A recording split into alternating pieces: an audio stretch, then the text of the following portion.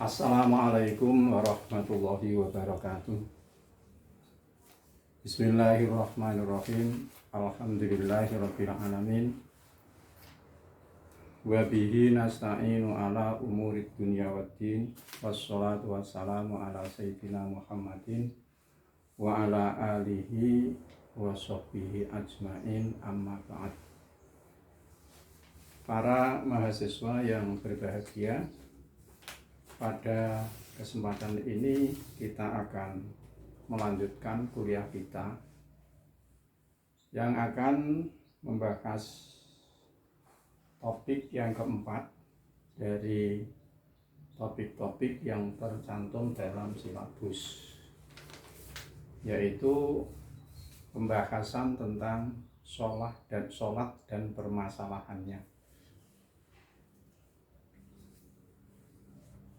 Barangkali ya ada pertanyaan, kita kan sudah biasa melaksanakan sholat, terus permasalahan apa yang muncul sehingga di dalam silabus itu tercantum sholat dan permasalahannya. Memang betul, kita itu sebagai seorang muslim, kemudian di antara yang harus kita laksanakan adalah melaksanakan ajaran Islam, atau tepatnya adalah rukun-rukun Islam itu. Di antara dari rukun-rukun Islam itu adalah menjalankan sholat.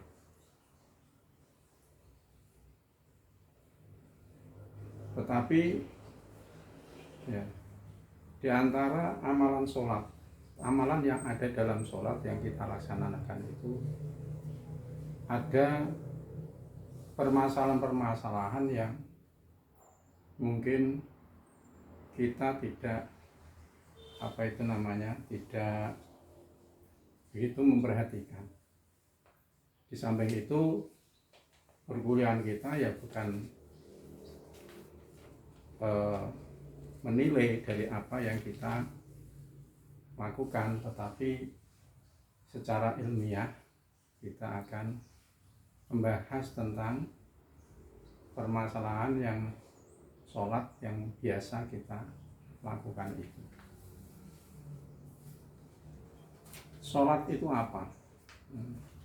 Jadi boleh jadi kita itu melaksanakan sholat, tetapi secara ilmiah sholat itu apa? Mungkin di antara kita ada yang belum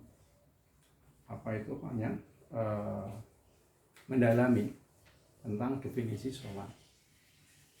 Jadi sholat itu ya, adalah suatu kewajiban yang harus kita tunaikan dalam keadaan apapun. Ya.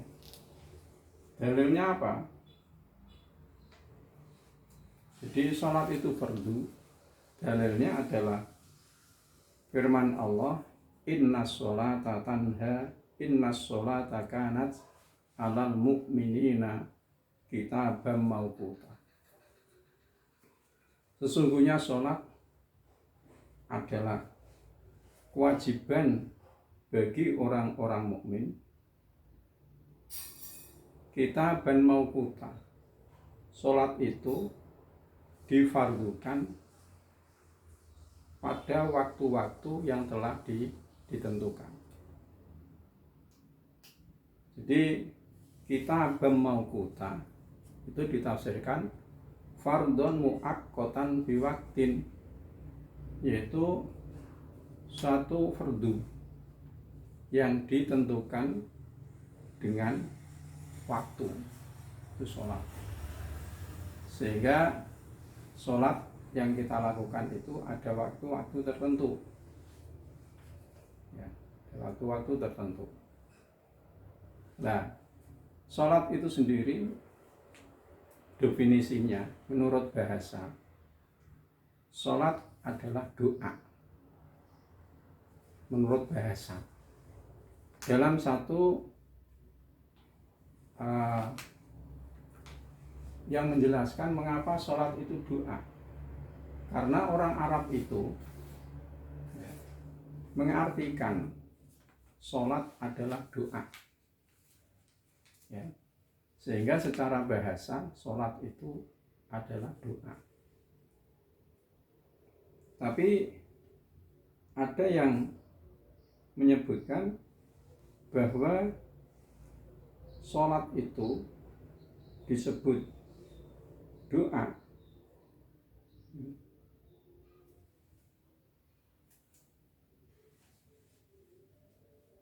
dalilnya adalah washolli alaihim inna sholataka sakanul lahum.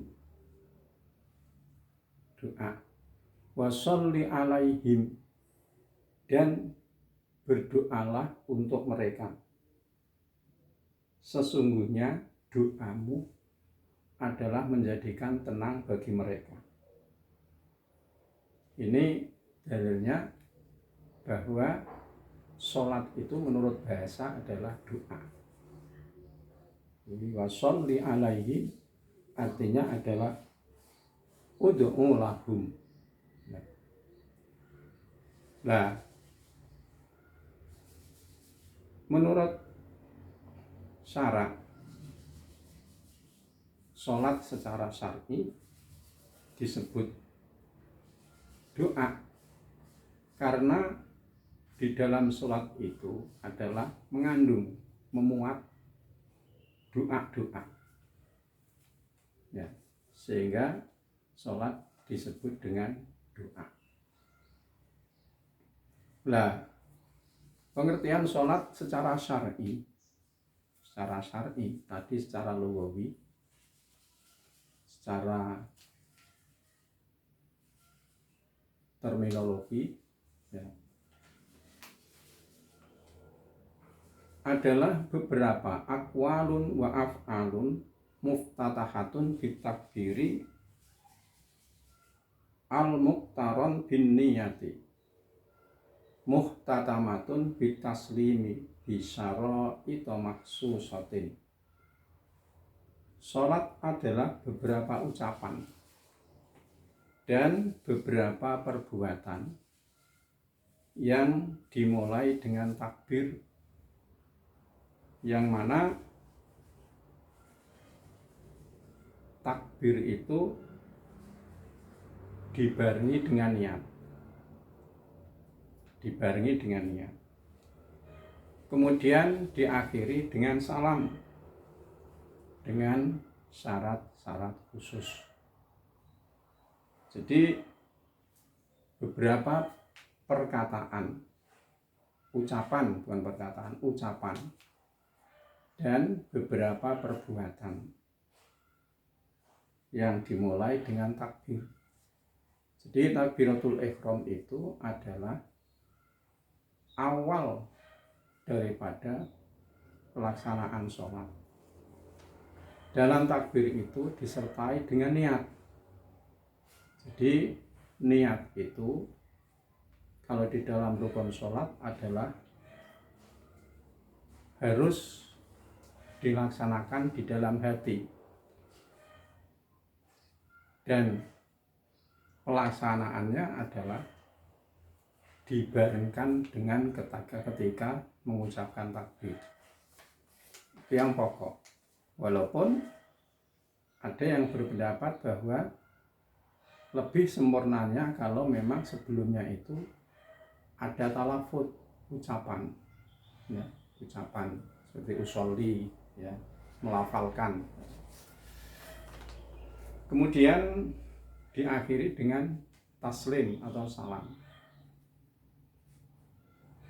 Jadi kalau takbiratul itu merupakan pembuka, maka ketika ucapan salam, lafal salam itu adalah penutupnya.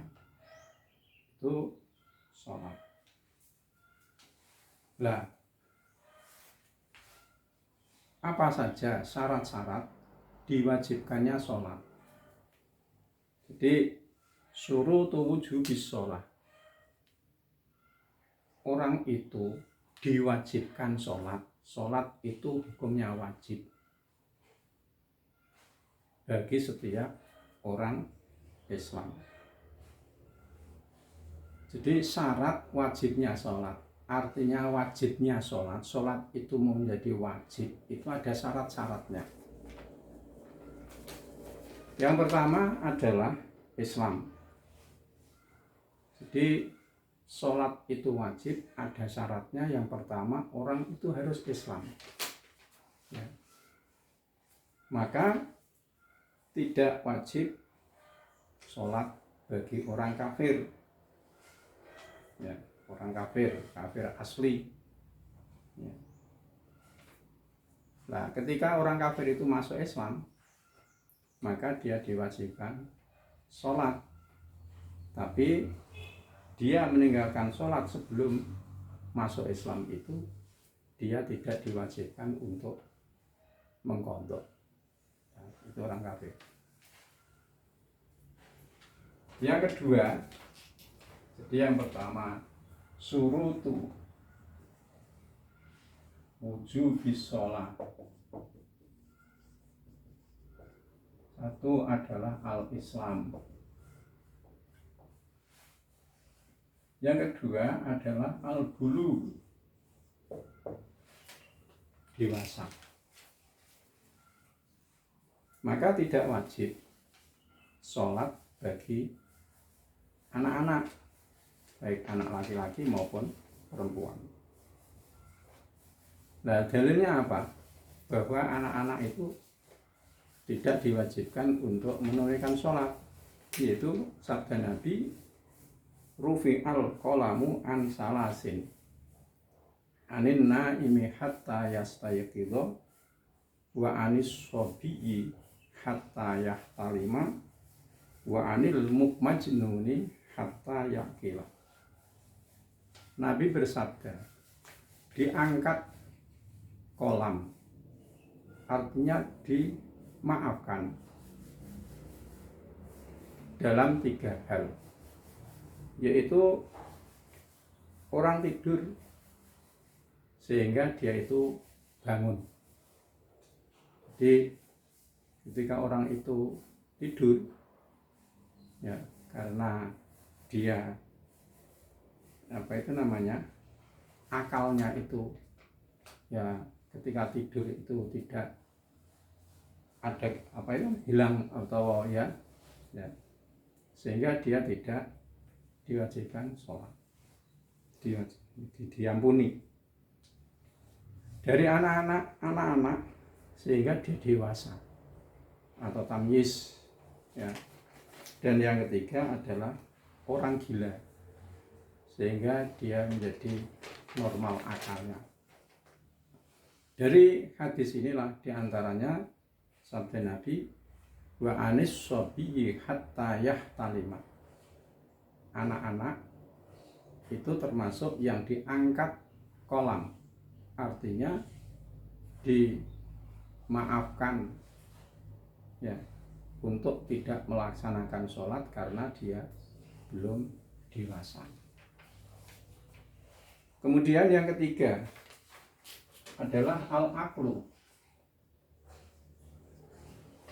akal. Jadi syarat diwajibkannya sholat itu wajib dengan syarat. Yang ketiga, orang itu punya akalnya sempurna. Maka tidak wajib sholat bagi orang yang hilang akalnya,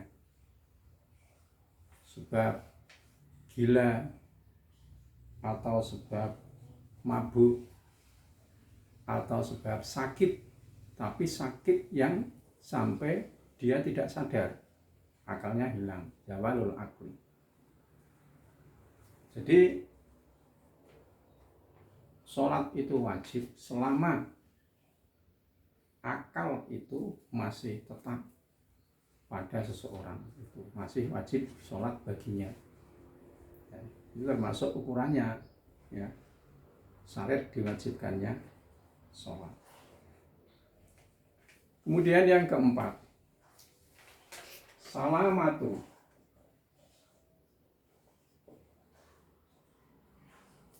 khas sata ini al-basar wasam, selamatnya dua indera, dua panca indera, yaitu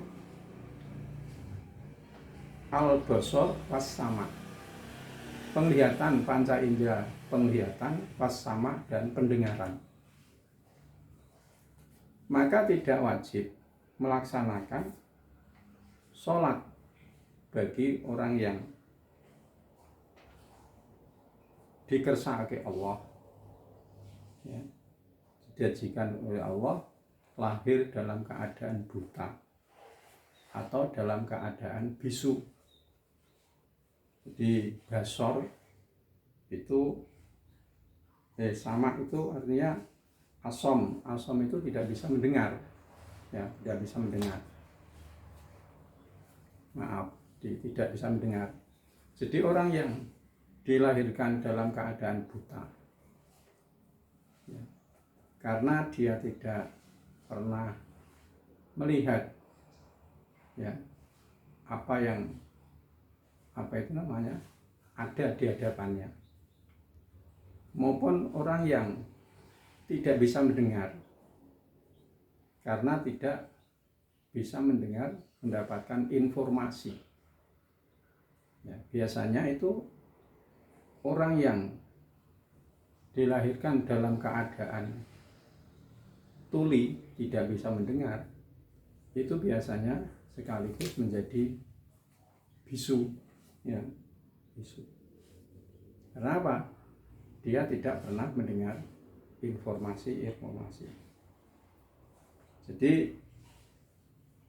kalau orang dilahirkan dalam keadaan tidak selamat dari penglihatannya dan tidak selamat dari pendengarannya, maka dia tidak mendapatkan kewajiban sholat walaupun dia mampu untuk berbicara. Demikian pula, ya, orang yang tidak bisa melihat dan dalam keadaan tuli sebelum dia tamyiz, masih kecil, sebelum dia mendapatkan khitab untuk menjalankan ajaran Islam, di sini maksudnya adalah sholat, ya, kemudian dia sudah tuli dan tidak bisa melihat atau buta, itu pun tidak diwajibkan untuk menjalankan sholat. Kemudian yang kelima, bulughud dakwah,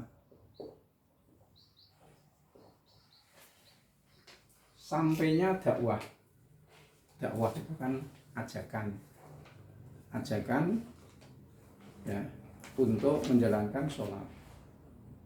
Jadi tidak wajib bagi orang yang tidak sampai kepadanya itu dakwah.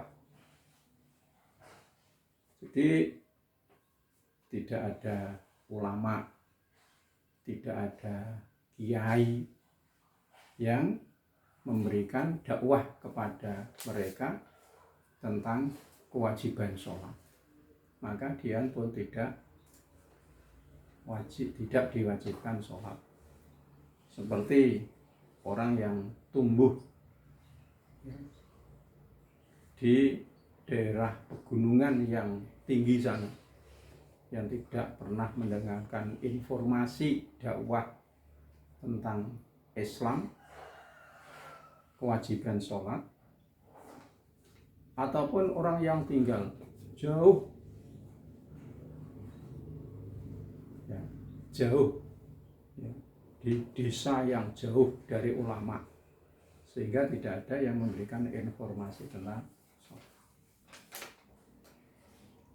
Nah, ketika dia ada ulama atau ada yang memberikan informasi tentang sholat, maka kemudian dia sholat, maka sholat yang ditinggalkan sebelum dia mendapatkan dakwah, informasi tentang wajibnya sholat, cara-caranya sholat, maka dia tidak berkewajiban untuk tidak berkewajiban untuk mengqadha, tidak berkewajiban untuk mengqadha sholat yang ditinggalkan sebelum dia mendapatkan dakwah. Itu diantara syarat-syarat wajibnya sholat. Jadi sholat itu menjadi wajib ketika hal-hal yang ada di sini ini terpenuhi, ya, terpenuhi. Kemudian di dalam sholat itu memang ini ada syarat-syaratnya. Nah, ada syarat-syarat lagi. Kemarin sudah kita sampaikan apa bedanya syarat dengan rukun. Syarat itu adalah sesuatu yang menjadikan sahnya sesuatu. Kemudian di luar sesuatu itu, maksudnya apa kok sesuatu lagi? Jadi sesuatu amalan yang menjadikan sahnya sesuatu. Contohnya di sini, ya. Jadi syaratnya nanti kita sebutkan lagi syaratnya sholat. Seperti satrul aurat, menutup aurat, itu adalah apa itu namanya, menjadi syaratnya sholat. Kemudian menutup aurat itu di luar daripada perbuatan atau amalan sholat, itu disebut dengan syarat. Nah, kalau rukun itu adalah sesuatu yang menjadikan sahnya sesuatu dan ada dalam sesuatu itu. Seperti membaca surah Al-Fatihah, itu ada di dalam sesuatu, termasuk sesuatu yang saya maksud di situ ada dalam perbuatan sholat, dia menjadi sahnya sholat. Tapi kalau syarat tadi di luar.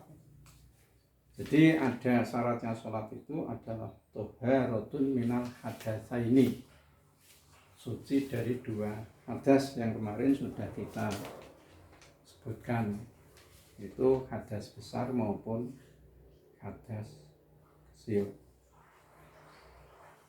Kemudian yang kedua, ya, toharatus saubi wal makan minan najasa, tempatnya dan pakaiannya harus suci dari najis, Kemudian yang ketiga adalah satrul aurat, menutup aurat. Nah, mengapa disebut aurat? Ya. Al-auratu itu diambil dari kata al-auru, yang secara bahasa artinya an-naqsu wal qabhu wal aibu. Di al-auru yang akhirnya menjadi akar kata menjadi al-aurah, itu artinya ada an-naqsu, kurang, wal qabhu kotor, aibu aib atau cacat. Nah, disebut aurat, disebut demikian itu karena jelek atau kotornya memandangnya tidak bagus dilihat, jelek dilihatnya aurat itu, dan perlunya menutup atau memejamkan mata ketika ada atau kita melihat aurat itu, ya. Jadi likub himan doriha waliwaddil absari anha, sehingga disebut dengan aurat. Kemudian Selanjutnya syarat sahnya sholat adalah istiqbalul kiblat, menghadap kiblat. Ini di dalam Al-Quran disebutkan firman Allah, fawalli wajhaka syatral masjidil haram, maka hadapkanlah wajahmu, ya, syatral masjidil haram, ya, ke arah Masjidil Haram. Maksudnya Masjidil Haram di sini adalah Ka'bah itu sendiri. Ka'bah. Sebab Ka'bah itu ada di dalam Masjidil Haram. Kemudian yang kelima, syarat sahnya sholat adalah sudah masuknya waktu. Jadi pelaksanaan sholat itu sudah ditentukan oleh syarat tentang waktu-waktu pelaksanaannya. Nah, kalau di dalam kitab-kitab maupun di dalam hadis itu disebutkan namanya waktunya sholat zuhur itu adalah sejak tergelincirnya matahari sampai bayangan daripada sinar matahari itu sudah sama dengan sesuatu atau tongkat yang kita kita tegakkan. Tapi untuk masa sekarang ini oleh para ahli falak, ya, ahli astronomi atau ya ahli falak itu sudah bisa dihitung, sehingga untuk menentukan waktunya sholat itu sudah bisa dijadwalkan dengan menggunakan time atau waktu.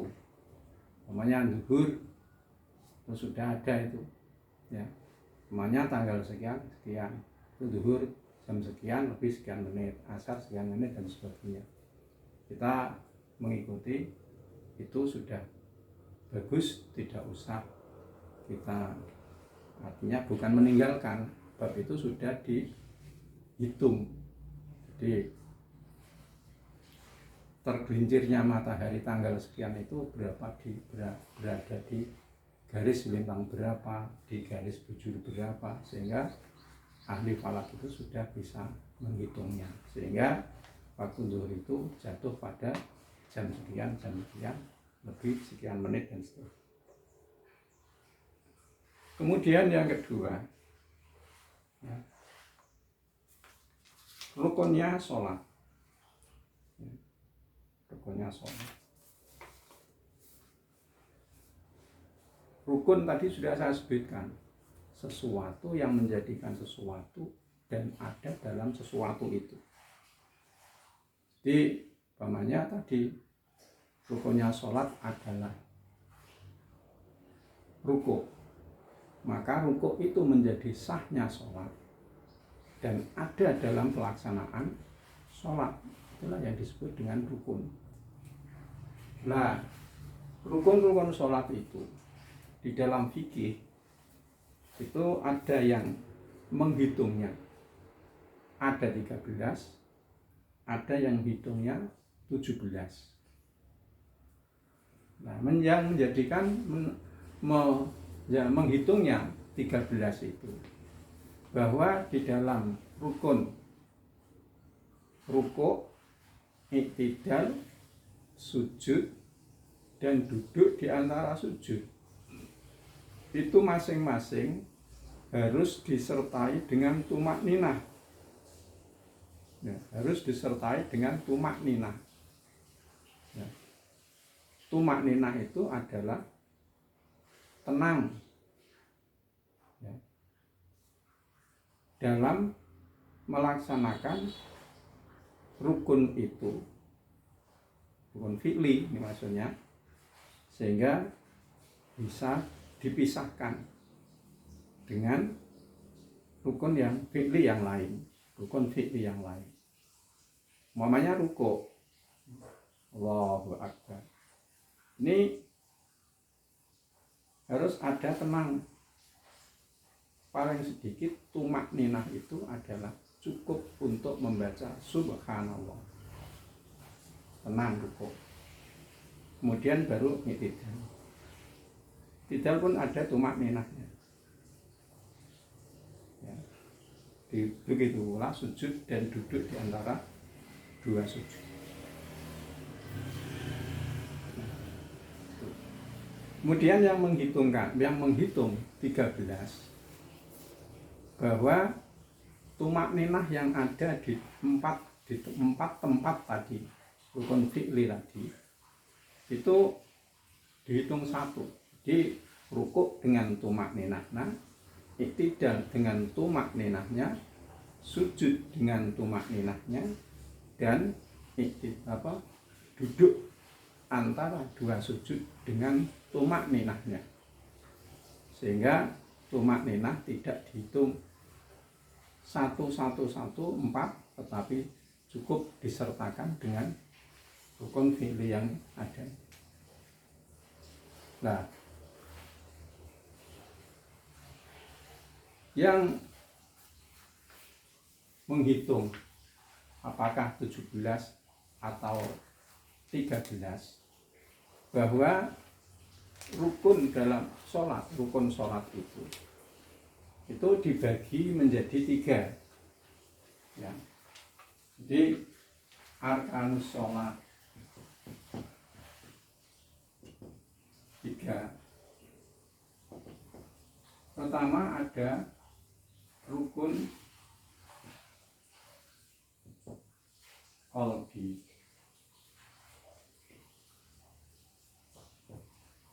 2 rukun qauli, 3 rukun fi'li. Rukun qalbi yaitu cuma 1, yaitu niat,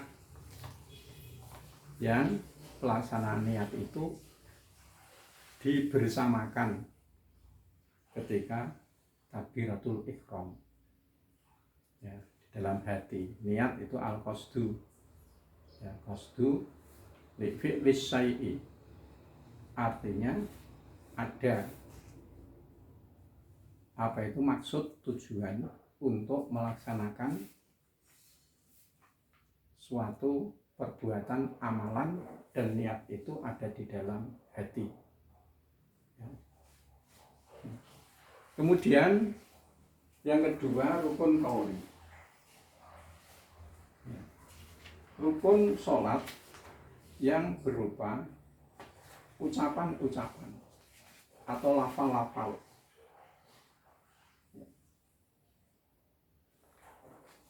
Yang pertama adalah bacaan Al-Fatihah.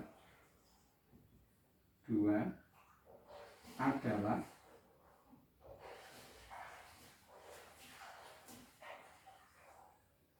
bacaan at-tasyahhud al-akhir.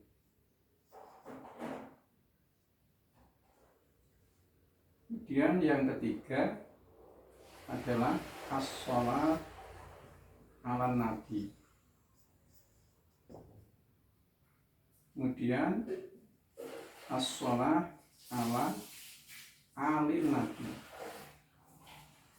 Yang kelima 1, 2, 3, 4, 5 adalah qiraatus salam.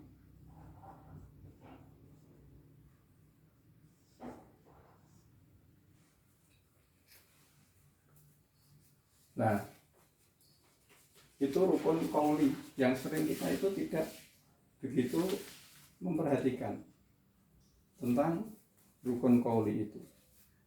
Nah, rukun qauli itu ada syarat-syaratnya, harus dipenuhi, walaupun semuanya itu juga harus dipenuhi syarat-syarat itu.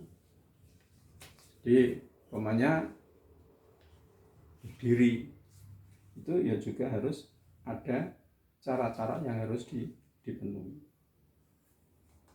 Yang pertama, dalam rukun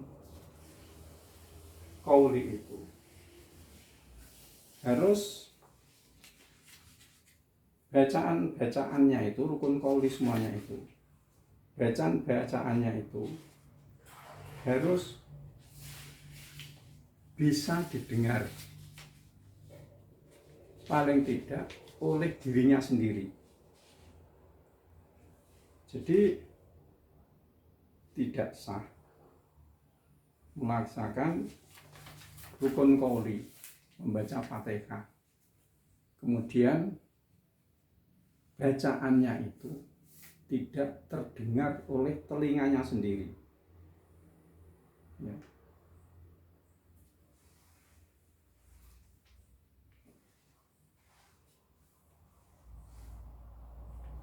Jadi durung. Kemudian yang kedua, dalam Fatihah, tasyahud akhir, sholat ala Nabi, Allahumma sholli ala Sayyidina Muhammad wa ala ali Sayyidina Muhammad pada tasyahud akhir, ya, itu maupun salam itu harus bisa didengar oleh telinganya sendiri. Kemudian yang kedua, semuanya ini ketika membaca itu huruf-hurufnya dari bacaan-bacaan itu harus terpenuhi semuanya.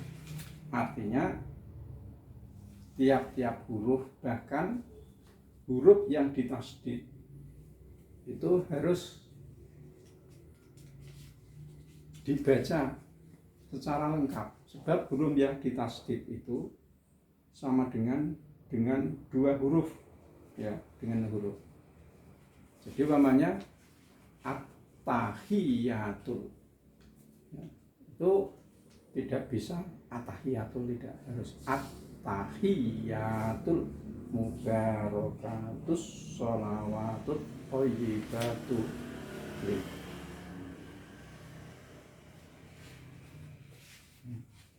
Kemudian di yang pertama tadi harus dibaca, didengar, satu hati omsa am yusmi'an asau, dirinya harus mendengar, kecuali kalau orang itu tuli dan tidak ada sesuatu yang mengganggunya, umpamanya ada suara gemuruh sehingga tidak usah dikeraskan. Tapi seandainya tidak ada suara gemuruh itu, apa yang dibaca itu sudah ia dengar. Kemudian yang selanjutnya tadi sudah saya katakan, tidak mengurangi tasdid-tasdidnya dan huruf-hurufnya, makhraj-makhrajnya, ya. Kemudian yang selanjutnya, wa ayyu wali baina kalimatika, di dalam kalimatnya itu harus dibaca secara berurutan dan terus bergandengan, terus berurutan, ya, tidak boleh alhamdulillahirabbil alamin maliki yaumiddin iyyaka na'budu wa iyyaka nasta'in baru ar-rahmanir rahim, itu tidak boleh. Demikian pula bacaan tasyahud. Tasyahud itu apa? Nah, kalau di akhir, ya, kita biasa mengenal dengan istilah tahiyat akhir. Disebut tasyahud sebab di dalam tasyahud itu ada syahadah, ya. Jadi ini bacaan, ya. Bacaan ini pun bacaan semuanya, sebab pun qauli, ya, ucapan. Ini pun bacaan semuanya. Bacaan dalam tasyahud akhir. At-tahiyatul mubarakatus sholawatut thayyibatu lillah. Biasanya kalau dalam keadaan normal itu, ya, ada di antara mahasiswa ataupun mahasiswi yang saya turut saya apa itu namanya perintahkan untuk mempraktikkan bacaan-bacaan itu. Ya, sebabnya apa? Kadang-kadang tidak begitu dihirukan bacaan ini, bacaan tasahud atau tahiyat. Nah, kemudian bacaan sholawat ala Nabi, Allahumma sholli ala Sayyidina Muhammad, itu adalah rukun baca sholawat pada Nabi pada tasahud akhir. Ya, pada tasahud akhir. Ya, kalau tasahud awal tidak menjadi rukun. Ya, bacaannya itu tasahud akhir. Ya. Allahumma sholli ala Sayyidina Muhammad. Nah, membaca selanjutnya wa ala ali Sayyidina Muhammad itu pada tasyahud akhir itu sunnah hukumnya. Jadi bacaan tasyahud akhir itu minimal sampai membaca sholawat kepada Nabi. Itu sudah mengena dua rukun, yaitu rukun qauli yang berupa membaca at-tahiyatul atau bacaan tasyahud, kemudian kedua adalah membaca salawat pada Nabi, salawat ala Nabi.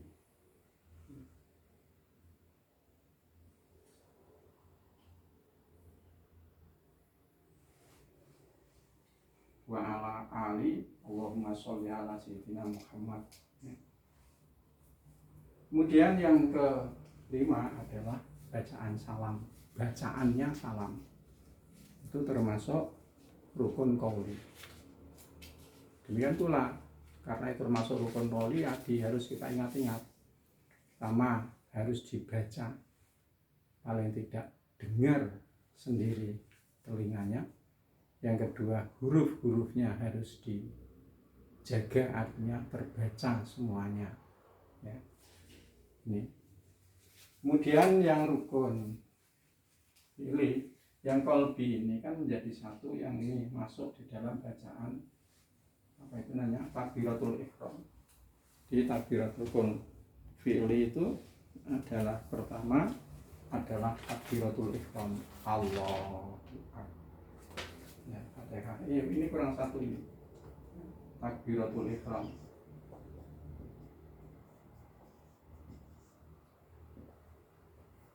Ini salah. Jadi saya ulangi lagi. Ya, saya maaf nih, saya keliru. 5. Di pertama takbiratul ihram, Allahu Akbar.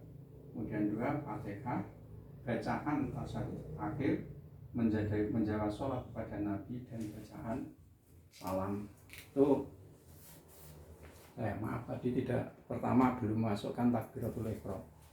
Di takbiratul ihram itu termasuk rukun bacaannya. Kemudian rukun-rukun yang lain yang fi'li, artinya berupa perbuatan, adalah ya seperti berdiri, kemudian rukuk, kemudian i'tidal, kemudian sujud, kemudian duduk di antara dua sujud, kemudian julus akhir, duduk pada tasyahud akhir, duduknya.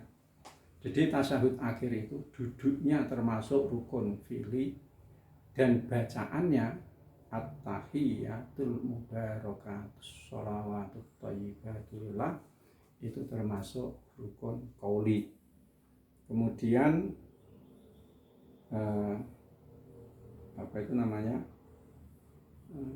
tartibul arkan, rukun-rukunnya itu harus dilaksanakan secara tertib.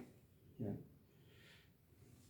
Kemudian taslimatul ula, salam yang pertama, yaitu dibarengkan ketika kita itu membaca salamnya. Kemudian di dalam amalan sholat itu ada sunnah-sunnahnya. Di sunnah itu kan definisinya kalau kita laksanakan mendapatkan pahala, dan kalau tidak kita tidak mendapatkan sanksi. Nah, pertama sunnahnya sholat ya, sebelum sholat. Kalau sunnahnya sholat itu, kalau yang menjadi sunnah sebelum pelaksanaan sholat itu adalah adzan, kemudian qomat, kemudian bersiwak, kemudian mengambil sesuatu yang bisa menahan atau menghalangi orang yang lewat di depannya. Jadi mungkin apa, atau kalau sekarang mungkin sajadah, sehingga dengan adanya sajadah itu orang yang akan lewat di depannya itu sudah mengerti bahwa itu batasan dia melaksanakan, tempat batasan dia melaksanakan. Kemudian yang sunnah yang dilaksanakan setelah dalam sholat ya, dalam sholat itu dibagi dua. Ada namanya sunat ab'ad dan ada sunat hay'ah. Sunnah ab'ad, mengapa disebut sunnah ab'ad? Ya, karena dekatnya sunnah itu ya, dengan diharuskannya atau dianjurkannya ketika ditinggalkan itu dengan sujud sahwi, sehingga seolah-olah dia itu mendekati dengan rukun karena adanya anjuran untuk ditambal ketika perbuatan itu, rukun itu sunnah itu ditinggalkan untuk untuk bersujud sahwi. Jadi disebut ab'ad itu kan bisa diambil kata ba'dun artinya sebagian. Jadi seolah-olah karena ada anjuran untuk ditambal atau dilaksanakan sujud sahwi ketika ditinggalkan, sehingga seolah-olah itu bagian daripada rukun ya, rukun. Yang pertama adalah ada 7 sunat ab'ad itu. Julus awal itu artinya kan duduk, kalau kita sering menyebutkan adalah tahiyat awal, itu sunat ab'ad.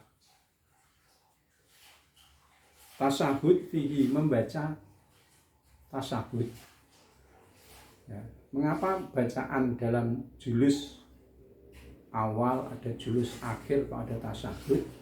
Karena dalam bacaan itu ada syahadatnya, asyhadu alla ilaha illallah wa asyhadu anna muhammadar rasulullah, sehingga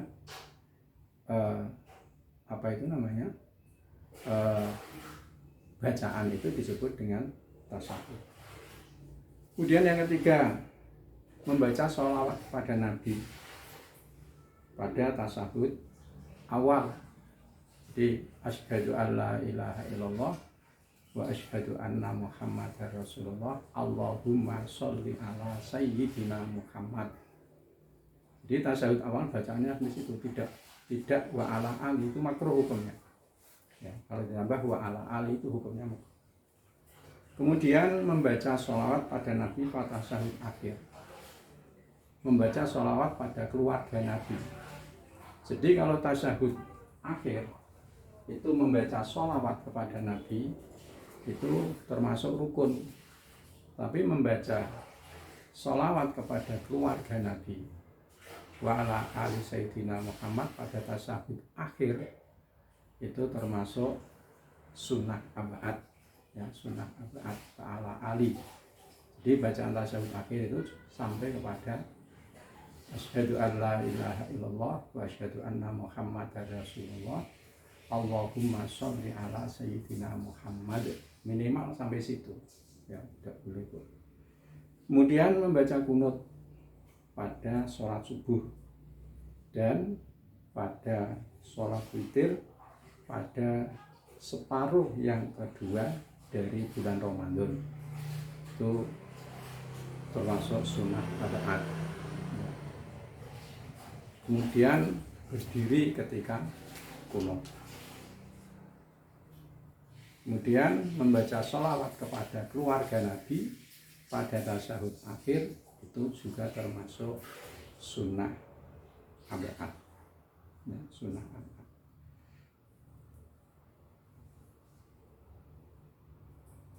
Jadi itu baru apa itu namanya, kita mengkaji tentang syarat wajibnya sholat, syaratnya sholat dan rukun-rukunnya sholat, syarat sahnya sholat dan rukun-rukunnya sholat. Masih banyak sekali yang harus kita pelajari dan harus kita dalami ya, dalam pelaksanaan sholat, termasuk sholat ketika kita sedang bepergian. Jadi sholat itu harus dilaksanakan ya, selama ini, paling enggak ini akal seseorang itu masih normal. Ini harus dilaksanakan selama ini terpenuhi. Kalau kita itu kan sudah Islam, sudah balik, akal kita sempurna, kita selamat, panca indera kita, pendengaran dan penglihatan, kemudian sudah sampai kepada kita dakwah, maka kita itu sudah penuh memenuhi syarat-syarat wajibnya sholat ya, wajibnya sholat. Oleh karena itu sholat bagi kita tidak bisa kita tinggalkan walaupun dalam keadaan apapun juga. Masing-masing pelaksanaan sholat itu ada aturan-aturannya, sehingga sholat itu tidak bisa ditinggalkan oleh siapapun. Dalam keadaan kita mukim itu artinya kita berada di kampung halaman ya, ada caranya. Kita sedang bepergian, ada caranya. Kita sedang sakit, ada caranya. Kita umpamanya sedang ada di medan pertempuran menghadapi musuh, ada caranya sendiri. Mengapa tidak boleh ditinggalkan? Agar kita manusia itu sebagai makhluk Allah itu selalu sesaat, tiap-tiap saat itu bisa berhubungan ya, dengan Al-Khaliq, Allah yang menciptakan kita, sehingga ibadah yang bisa selalu menghubungkan kita orang muslim dengan Khaliq, Al-Khaliq, itu adalah dalam pelaksanaan sholat itu. Zakat bisa, tapi kan tidak bisa rutin, sebab zakat itu kan ketika orang itu mempunyai harta 1 nisab. Puasa pada bulan tertentu saja. Haji ya, atau orang itu mampu, maka yang paling efektif untuk dijadikan sebagai wasilah atau sarana untuk selalu berhubungan dengan Allah, dengan muraqabah, dengan apa itu namanya, mengadakan bisikan-bisikan hati yang halus kepada Al-Khaliq, Allah, itu adalah ketika dalam pelaksanaan sholat itu. Apalagi kalau sholat itu ya sampai kepada permasalahan khusyuk, ya, khusyuk. Ya. Artinya penuh konsentrasi, ya, penuh konsentrasi dalam kita sholat itu menghadap kepada Allah yang Maha Kuasa. Itu bukan sesuatu yang mudah, namanya khusyuk itu. Ya. Perlu pelatihan. Sebab khusyuk itu melibatkan komponen psikis, ya, psikis kita, sehingga perlu pelatihan. Sehingga di dalam sholat itu tidak dimasukkan dalam rukunnya sholat itu khusyuk, karena sulit dan tidak mesti tiap-tiap orang itu ketika melaksanakan sholat itu bisa khusyuk. Kalau itu dimasukkan dalam rukun sholat, nah ya mesti banyak orang yang tidak melaksanakan sholat karena sulitnya. Karena itu dalam Al-Quran disebutkan qad aflahal mu'minuna alladzina hum fi sholatihim khashi'un. Sungguh berbahagialah orang-orang mukmin yang dalam pelaksanaan sholatnya itu adalah khusyuk. Kita bisa berbisik-bisik halus dalam hati kita dengan Allah yang Maha Besar, yang Maha Agung, yang Maha Kuasa, ya, itu alangkah bahagianya kalau orang bisa melaksanakan itu. Di masalahnya banyak sekali, ya, kalau kita kaji, ya, dalam masalah sholat itu, sehingga di dalam silabus itu disebutkan sholat dan permasalahannya, yang ya untuk perkuliahan kondisi semacam ini, ya kita tidak bisa melaksanakan kuliah secara lengkap membahas tentang permasalahan-permasalahan yang ada di dalam sholat itu. Oleh karena itu pesan saya lagi, ya, dalamilah, kemudian kembangkanlah, ya, kuliah yang kita atau materi atau ilmu yang kita peroleh di dalam pelaksanaan kuliah ini untuk saudara-saudara sendiri, kapan saja dan di mana saja ada kesempatan, lakukanlah itu untuk pengembangan diri saudara-saudara semuanya. Hanya itu yang bisa saya sampaikan. Permasalahan dalam sholat masih sangat-sangat luas sekali, tidak bisa disampaikan pada kesempatan yang sesingkat ini, karena ya memang kondisi demikian ini, sehingga ya kita mengikuti saja, ya. Kalau dalam keadaan normal barangkali ya kita lebih dari ini. Cukup sekian, saya akhiri perkuliahan kita ini. Wabillahi taufiq wal hidayah. Wassalamualaikum warahmatullahi wabarakatuh.